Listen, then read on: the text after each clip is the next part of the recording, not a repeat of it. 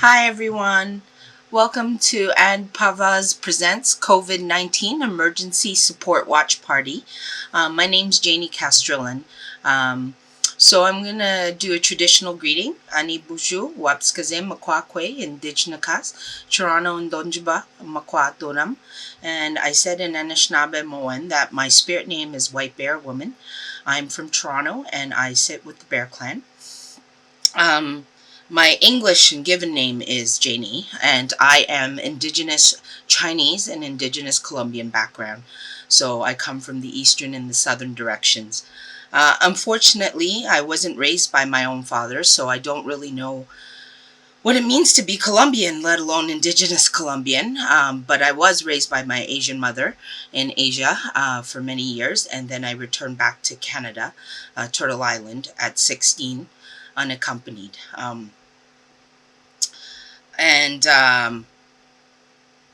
In my early 20s, life was hard for me when I came back here without family and support. I shortly after went into care. I think I landed in May of the 22nd, and I was in care by my birthday of that year, which is November 1st.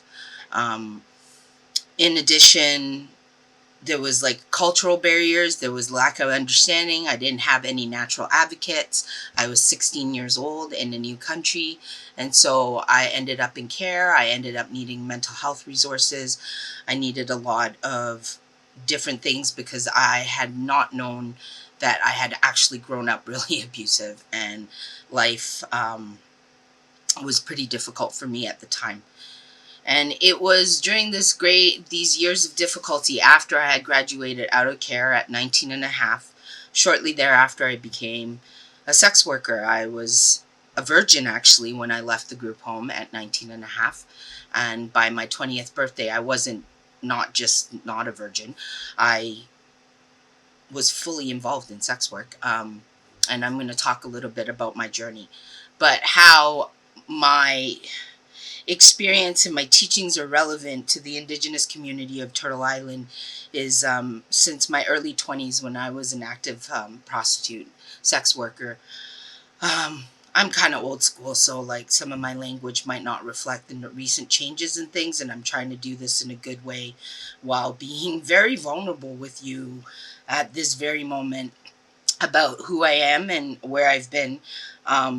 So when I was working the streets and when a lot of my friends thought that I was lost and I would be gone, one of my friends decided to do an intervention, and she dragged me. Well, not dragged me, that's not true. She told me about this opportunity, which I had no frame of reference, and she said I had to be sober for 4 days, which I didn't know if I could do, but I tried really hard because there was something that told me that this was really important in my life. Or maybe, honestly, life was rough back then, and she gave me hope. She said that there was a different life for me and a different way to live, and I didn't really believe her, but she loved me and I loved her, and we've been very good friends our whole life. And so I trusted her. I trusted her for that moment, and I was sober. And where I found it, I ended up in my early 20s, while I was still a corner hoe. I found myself in Six Nations, in Isaac's sweat lodge in his backyard. And from there, his teachings changed my life completely. He saved my life through those teachings. He wouldn't say he saved my life. He would say that Spirit saved my life. Spirit put me here for a reason. Um, but I would not be here today as alive today if I didn't recognize the sacrifices and the teachings and how much Isaac taught me a different way of life than how I was raised.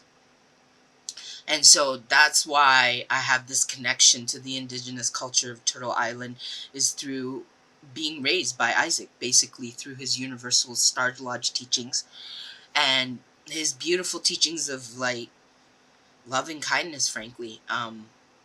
It really turned my life around, but it also was because I had friends that had prayed for me and sacrificed for me and believed in me and wanted a better life for me, because I didn't know that that was an option for me.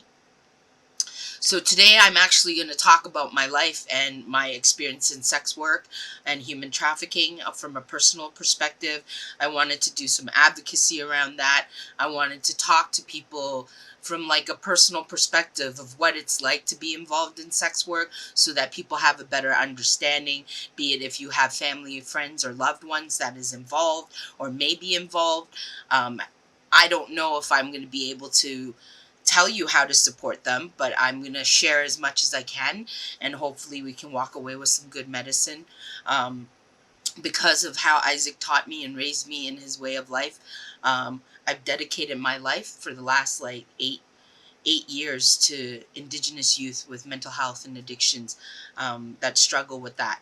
And I try to like advocate for people to have access to for Indigenous people of Turtle Island. It's imperative that they have access to their culture, their language, their teachings, and their elders and their knowledge keepers. And I recognize it is a great privilege to sit here as somebody who's a guest in this house to talk about these teachings that I've received, not just from Isaac, but from just life and having a difficult life. So in my early 20s, after meeting Isaac, I went into his sweat lodge, an angry sex worker, angry person, angry. I was very, very angry then. I hated everything about life. Life was hard and cruel, and that's what it taught me. And it was through Sweat Lodge that I learned kindness. I learned a lot about love and, just minobimati and that good way of life. Um, I've come to learn what that means. Um, so I'm going to be crying a lot. Obviously, this is very personal and it makes me feel very vulnerable, but I'm also going to honor the teachings that Isaac always said, that when we cry, that's ceremony, that's water that we're giving back to our mom, and we're having an active ceremony with her. And so when I cry, I don't feel shame, I don't feel pity. I feel liberation, I feel release, because there's healing and medicine in these tears. And even though sometimes it's painful, it's important to share it, with each other. So that's a little bit about me and a presentation I'm giving. It's going to be a little intense because I'm a little bit of an intense person, and I'm trying my best um, to not be too overwhelming. So why am I doing this presentation? I'm doing this presentation largely because not only just for me, but many people I met in sex work and many people that I know that are involved in sex work, I want them to know that they're valid and they're valuable and they're loved and that they're important and that they have gifts to share with the world. And it's important that we all learn who we are and our gifts and how we can best serve creation, right? Um, and so this is how I'm trying to share as a white bear, is for me is talking. I'm really good at talking. People who know me, eh? So anyways, I've worked with youth now that also get involved in sex work sometimes, and it looks like a lot of different things. It's not always just like an ad and you get money and paid. For some people, that looks like survival sex work. So it might be trading sex for companionship or for housing or for food or for whatnot. Like, I'm not here to say, I mean, there's so many different stories even within sex workers that I only represent one of many stories. Um,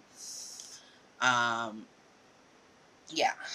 So what I really want to say about this presentation is, the main thing is I want to say it's important that while listening to these stories or thinking feelings or having feelings, to try to not sex shame not to drug use shame, not to sex work shame, and no queer shaming, no parent shaming. Knowing that there's a lot of people that walk in a good way in their lives, and it just doesn't look the way that we've been led to believe. And so, just giving people the benefit of the doubt. I think one of the most impactful teachings I had is I was with Isaac doing Sweat Lodge for many, many, many years. Um, and I knew about Thunder Mountain, and he was doing ceremony every year there, and I just never went. I felt this was a special sacred place, and I didn't believe I was worthy enough to sully such a sacred place with my presence. And so I felt unworthy for many years before I finally went to Thunder Mountain. And that completely changed my life. Like, completely. I'm into youth. I've always been into youth work since I was a youth. Since I was a youth in care, I was doing advocacy then. And then when I became a youth sex worker, when I was like a sex worker at 19, 20, 21, I started doing advocacy around that. And I've always advocated for child and youth participation in public policy processes. I believe that you have to speak to people of experience, and that includes the young people and the children, and they often have very important things to say.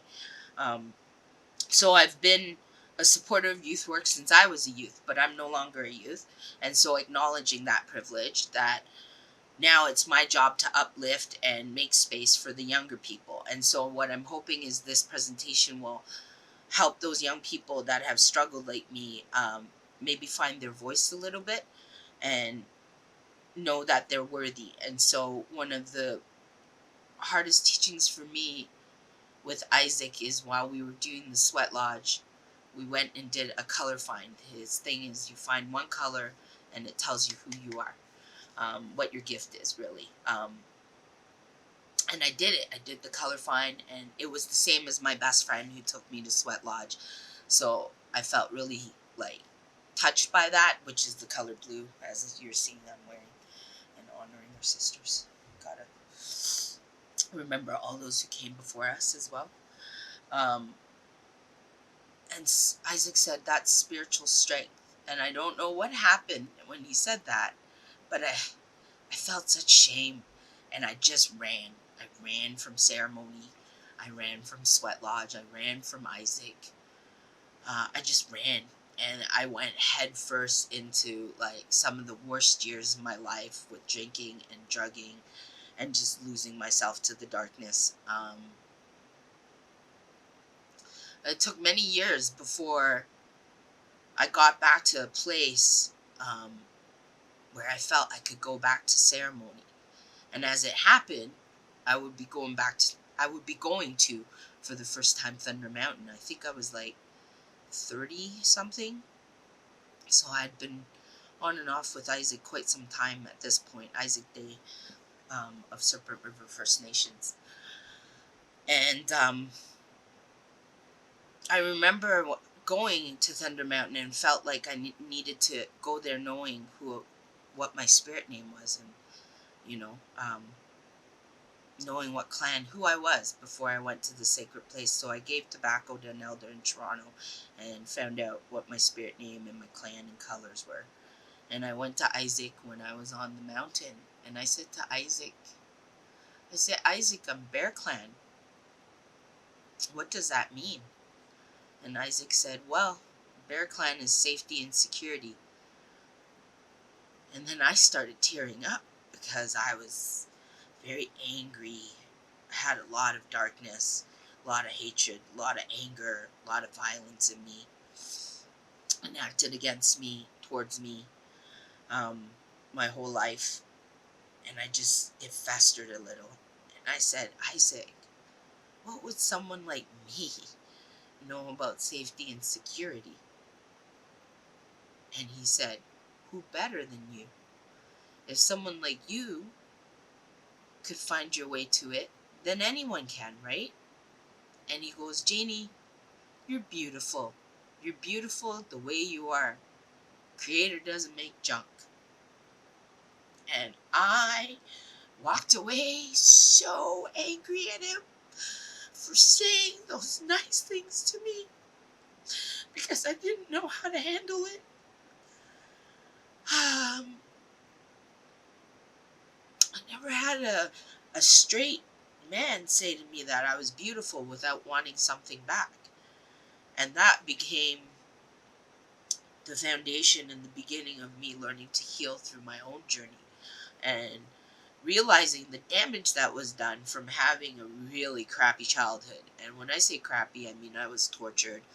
I was beaten senseless. I was raped from 0 to 8 by my biological father. I was molested by my uncle at 10. I was molested by a cousin at 12. I was gang raped at 19. And I was a sex worker by like 20, like 19 and a half, 20. So, um, it was a very difficult life growing up. And I was always told when I was growing up, oh, look at your daughter, Annie. She's wearing a tank top. She's going to grow up to sell her flesh on the street. This is very Asian.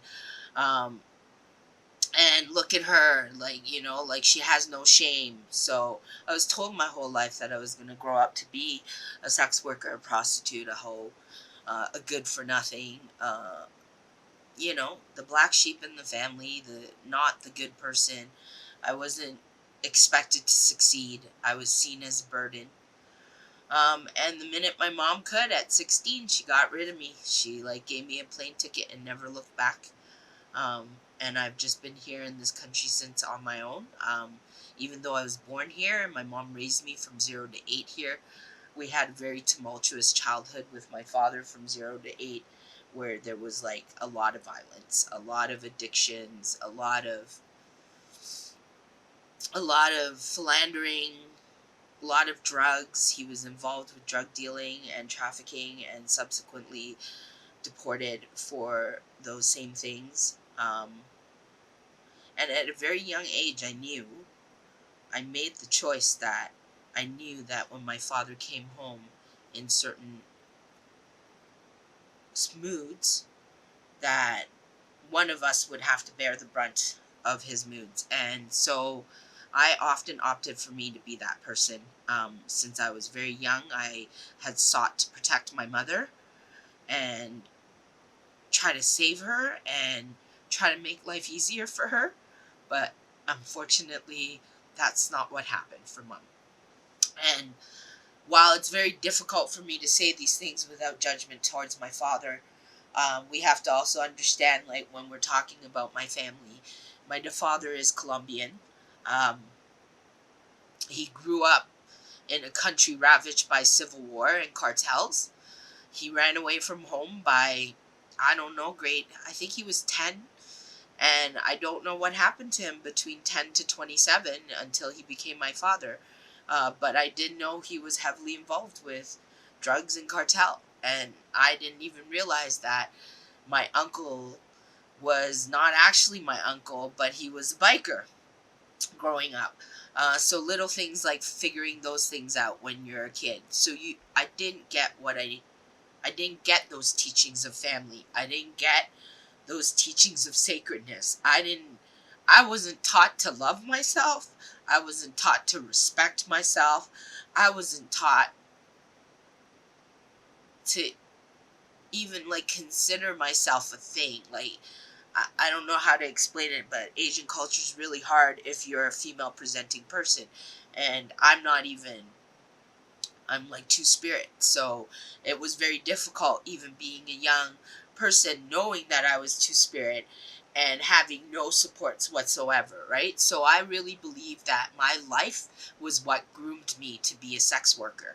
Um, so when we talk about helping people who are in sex work or supporting people in sex work, let's just be honest that 100% supporting sex workers is a human right, and it does help others.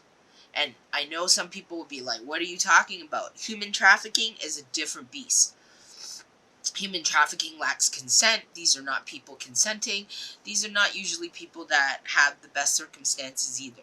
They're forced to do this work against their will. And while technically I was trafficked by people, a lot of people made money off my body. Um, like I had a boss for many years who made 60% of my earnings. Um, and I walked away with 40%. And that was considered pretty good for cut for the business back then. Um, I still consider myself to be a sex worker because I entered as a 19-year-old on my own terms. And it was always on my own terms. I could walk away if I wanted to or not. And we'll talk about a little bit about that later. Um, but one of my first experiences with sex trafficking and sex work was that when I was actually 10 years old in Hong Kong. I was in Form 7. It's a little bit different over there. And I was like the youngest in the class. Everybody else was 11, 12 years old, and I was 10. And I had 5 girl best friends.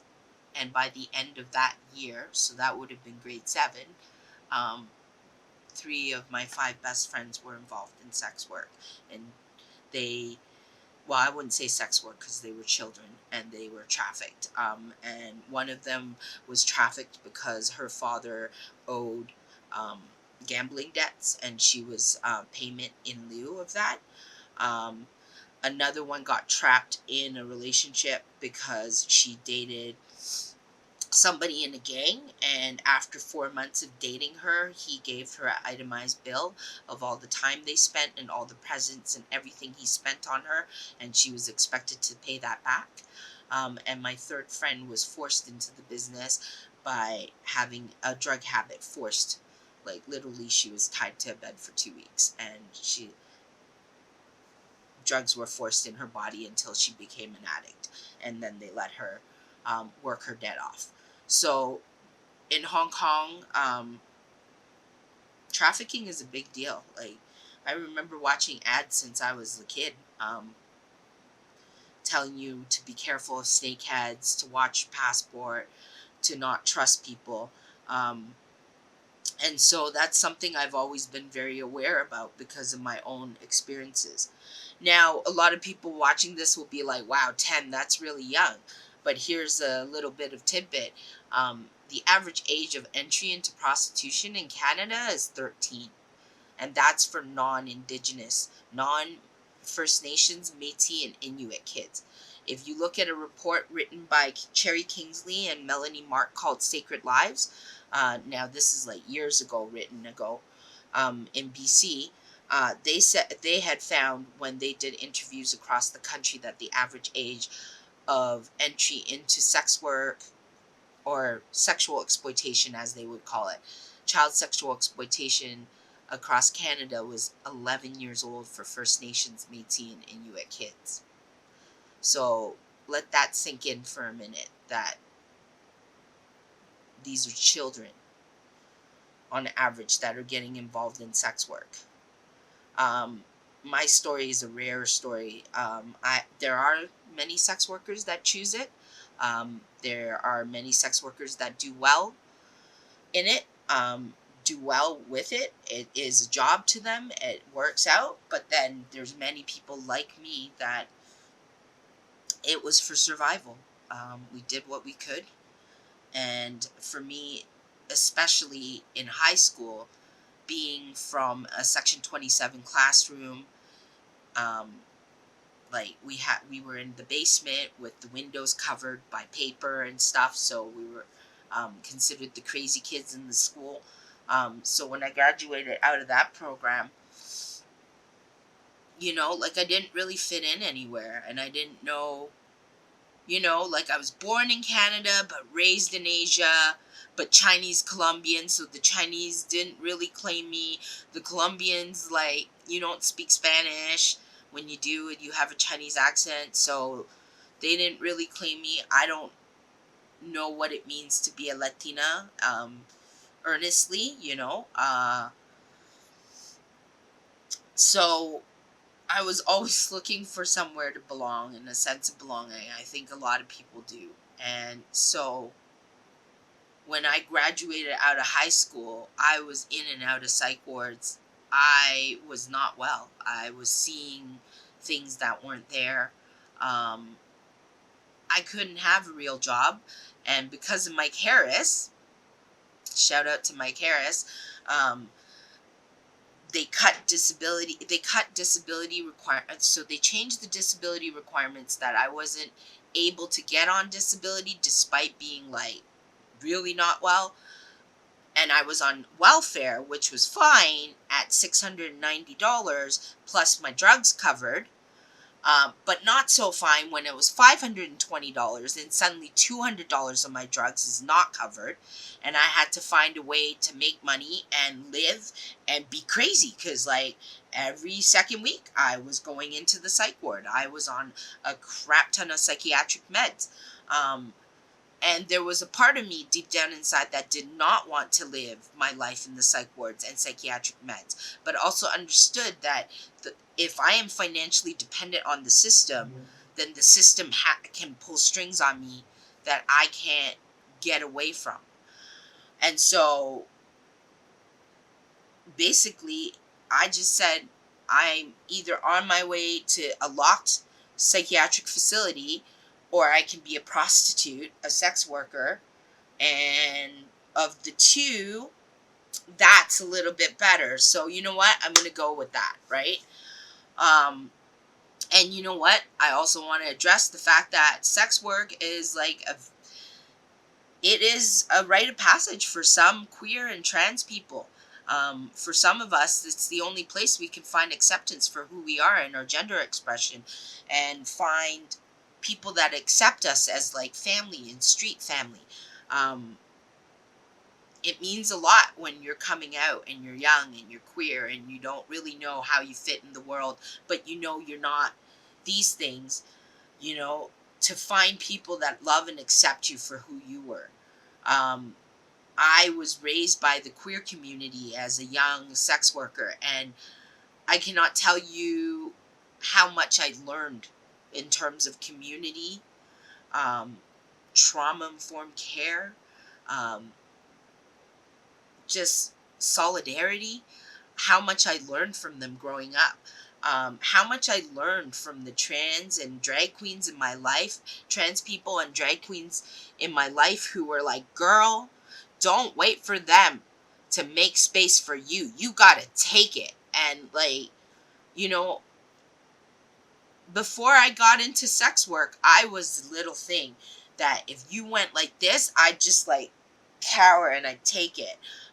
If you went boo, I would just be like, okay, and I wouldn't run and I wouldn't defend myself or do anything. Um, but being a sex worker really made me a warrior in a lot of ways, in ways that I wish, in ways that I'm proud of, and in ways that I wish I didn't have to learn the hard way. So I don't want people to think that it was all bad or all good. I think just like any other relationship in life or medicine in life, like it's how it lands for you. And for many years, I have to say, like, being involved in sex work, I exited 8 times from 19 to 32. And like, it took like 8 times to get out. It was like an addiction for me. The money, the drugs, the lifestyle, the people, the fast life, the I don't have to do any job I don't want to. Um, the make a grand in a day and then not work for weeks. It was all at times very enticing and very alluring and like hypnotic and like, it was good money. I loved my street family. There was acceptance. People with just as bad trauma as me were there. And sometimes it was exciting and glamorous. And it was almost like a movie with the boots and the outfits and like the stories. But, like for me, it was also, there was the bad, which is the bad dates, the police brutality, the violence, the stigma. And the ugly, the loneliness. I remember feeling so lonely in the business. People judge you when you're a sex worker. People don't want their kids around you. People think you're diseased. People think you're immoral. People think you might steal, or people might assume what drugs you do and do not do and how you behave. And you lose a lot of friends and you have a hard time. Like, I always had a square job as well as being a working girl, and there were times where clients at my square jobs would out me to my bosses at work, and it would be mortifying. It would be absolutely terrifying to think that, oh my god, like, people I work with know, like, I'm a giant whore. um um and like, people couldn't understand that ethics mattered to me, and that was like one of the hardest things, is that like I really was like that stereotype with the golden heart, and I really tried to help my community and be good to people and be ethical and like be like a transparent business person and not lie about services and not like promise services I couldn't give and like that kind of stuff. So it was a very lonely existence, and it was very hard to find, especially as a pansexual person. It was very hard to date any cis men, any cis straight, even bi men. It was very difficult for people to understand work was work and personal was personal. Um, so I'd say, if you know somebody who's a sex worker, don't out them. You don't know the repercussions of outing them. They could get hurt. People could judge them. They could lose their kids. Like, you just don't know how that stigma lands. Like, I've lost jobs over sex work. Um, I've lost friends. I've lost a lot. I've lost everything. Really. Once again, I want to give a big shout out to ANDPVA presents COVID-19 Emergency Support Watch Party. So this second part, I kind of jumped all over the place before. I apologize. But I wanted to talk about keeping safe and like things that I would suggest for people involved in sex work. And so one of the things I think is always trying to have friends who love you for who you are, that are going to be real with you. Not just the friends that are going to be like, yay, let's have fun, but the ones that are going to call you on your stuff and like really hold you accountable to who you are and hold you accountable to being like a good person. Those are the kind of friends you really want to invest in, that are few and far between in this world to find. And when you do, hang on tight to them, because good friends can make or break life. We don't get to choose our families. Well, I mean, the teachings say it is different, but it's matter same. But like, you get to choose your friends, so choose wisely, because like, good friends can really bring you up, and like, bad friends can really drag you down. So I would say, if you can, keeping safe. Important to have good friends that you can check in with daily. Let them know what you need, what you don't need. Like, people that you feel safe around, people that you can let your hair down and like not be a character or persona, right? Somebody that you can be real with. So my other thing is, find the community of people. Find your community of people, whatever it is. I don't know, crafters, artists. If you're an artist, if you're a builder or you're an inventor, whatever it is that you are passionate about, find other people that have that same passion and drive, and that like make you want to do it.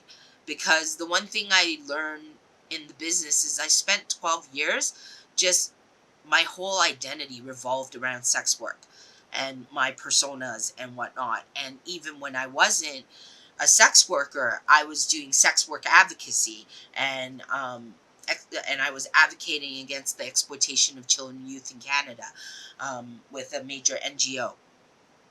So it was all, and there was one worker. It was all sex work all the time, 24/7 for me. And one worker was, but who are you, Jaene? Like, when you're not, who are you? And I was like, I don't understand what you're saying. I don't understand. But now I get it. So like, do the things that fill you, not whoever, right? Another thing I used to do was something called silent alarms. These are really popular in the kink community. It's the idea if you're going on a date or you're feeling unsure about somebody you're going out with, you will call a friend or let a friend know where you're going and with who, and then you make arrangements to say, okay, so if I don't call you by this time, what are the things you can do? So that you have like kind of a safety plan for the day. You can also do this with working. A lot of times, I don't know if people still use this, but back in the days when I was working, you could have somebody called a spotter that would write down license plates and stuff for you. Um, you can also take a picture of their license plate and send it to a friend. So those are some of the ways we can protect ourselves. I found working the corner was a little bit safer than when I was working alone, because I didn't have that sense of community to check in and know who to watch out for, who not to watch out for, and like a place to go to like get the local like 411 on the situation, if it's a good night, if it's a bad night, if there's like cops out, whatnot, right? One of the things I did do when I was working alone is I pretended I worked for an agency that was really just my voicemail. So I would call um, myself and leave a voicemail and say I had like a date, this is the particulars, they called from this number, blah blah blah blah, all the information, and this is what time the date is and the what kind of date and whatnot, and then I'll call back by this time to confirm the date's done, right?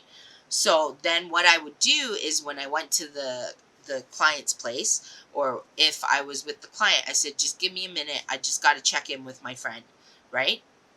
And I would call them and just like call my voicemail. It's like, hey, yeah, it's me. Yeah, everything's good. Yeah, I'll call you in an hour. And then I would just have set my alarm for an hour and made it a ringtone. And so then it was like someone was calling me, so that they were always, they, the client would always think that there was somebody else out there that knew their information. So that kept me a little bit safer. Um, And then another thing that I always do, and I still do, and I think it's my PTSD, is whenever I'm in a situation, walking in, walking out, anytime I'm always looking. I'm like, okay, there's a door there, there's a window there, this is how I get out, this is how they lock the door, this is how they close the door, where should I put my shoes, where should I put my important things, so that if I have to like boogie in like real fast, I can like grab all my necessities and boogie out. Like little things like I never used to wear straps on my stilettos, so I could just kick off my heels and run if anything happened. If I was in a car, I always used the seatbelt in case I had to pull the steering wheel and run away, because sometimes people drive you places and you're like, where are we going? And they don't tell you. So, in that case, like I would literally just pull the steering wheel into the curb and then run away. So those are kind of things that I do. I would recommend, if you are involved in, any of this, if you can, try to squirrel away money, if you can, because you never know when you're going to need it for a rainy day, or if you need to exit on a short notice. You just don't know. So it's always good to have an exit plan, and always good to make sure you have like a set of ID and some money somewhere else that's safe, that's not where you are, just in case things go bad. Um, Try to have an identity outside of the business that is yours and yours alone. That's really important. Who we are not what we do. That's really important as well. So remember, like whatever you do for a living, even not for a living, even in life, whatever decisions you make, who you are is not what you do. Our behaviors, we are good people inherently, but our behaviors sometimes don't reflect that, right? So it's important not to blame yourself for, in my case, growing up in a shitty home and having very crappy coping mechanisms and learning very not good things about life, right? But somehow it worked out. So who you are is not what you do, okay? And then for me, for the child me, for the baby that is in me. The things that people have done to us do not define us. The things people have done to us do not define us. Um, and then I think for keeping safe, I just want people to know it's really hard to exit. Um, for many reasons. Sex work is like an addiction for some of us. For others, it's, society put social economic impositions on us so that we are trapped in these circumstances beyond our control and that are bigger than us. So, really just have understanding of that. So, one thing I want to address is the nuances of sex trafficking versus sex work. Now, trafficking, some of the things that trafficking is related to is also like it's a term that's like really used heavy by police, by religion, and by people with the savior complex. So we have to understand that it has a legit vernacular in the world, like for sure, right? Like this word is important, and it's important to understand what trafficking is, but it's also important to understand why trafficking is a difficult word for a lot of us survivors, and we don't gravitate towards that because in my experience I see right now a lot of funding going to religious organizations that are kind of doing the savior complex, and I'm kind of wondering where the people with the experiential voices are and lived experience is. So that's kind of like my thing there. And then sex work also doesn't represent children and people forced into the business. So it's important to know that sex work and trafficking are two different things, very similar in some ways, but not in a lot of ways. So it's very important to understand the distinctions. So, my message today to people in sex work is that you are beautiful. Creator doesn't make junk. You have gifts to share with the world, okay? This is what Isaac told me on Thunder Mountain. And I'm passing that on to you because even now, when I think that, I still get so teary eyed because it's like, I don't think I ever heard that before, Isaac. I never heard someone say I was beautiful without wanting something. And so that was, I want you to know that I really truly believe that you're beautiful the way you are. Um, and that you're worthy, and creator doesn't make junk, and you have beautiful gifts to share with the world in whatever way you see fit, in whatever way you want. I mean, it's funny that all those years, like, in a lot of ways, it taught me a lot about healing people, um, working as a sex worker, about that medicine of like, and it really showed me how many people are just lonely, very lonely people that just need some love and kindness. Um, so I hope that you can find it in yourself to find that loving kindness for yourself, and then be that loving kindness in the world for others. Um, and Isaac would say, for those of us who had rough families, he always says to me, Janie, we have our first family, and that's the sun. Father's the sun, grandfather sun, grandmother moon, father sky, mother earth. That's our first family, and that family loves us no matter what. Some of the other things I wanted to advocate is that I think that there is a strong need for cultural, traditional, and spiritual supports relevant to rehabilitation and exiting for the people by the people. It should be led by people with lived experiences, that be it conversations, policies, strategies, any of that. I think that it's important. The importance of peer support and supporting sex worker rights is human trafficking prevention.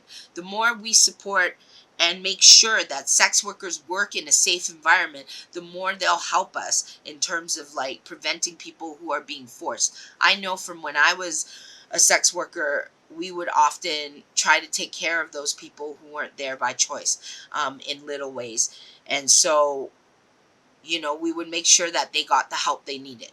Um, I think rehabilitation and exiting should be include emotional, physical, mental, and spiritual healing. It can't just be one or the other. I think we should continue to have um, supports for people still involved in sex work without exiting forced onto them either. It should just be available. Help should just be available for people, and it should be offered to people where they're at, not expecting them to be somewhere else. Because I think, as sex workers, we've had enough of people trying to buy us. So I think, like, think about, like, how do we show up for people for where they're at. I think on the land healing is a must for many Indigenous youth and kids. And I think there needs to be a harm reduction, no shame based healing. What we need is love, kindness, support, and nurturing family. I've developed this through my ceremony families.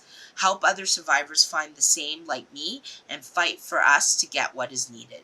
I appreciate you sitting with me today and having this really important discussion. And I want to thank especially ANDPVA for presenting this COVID-19 emergency support watch party.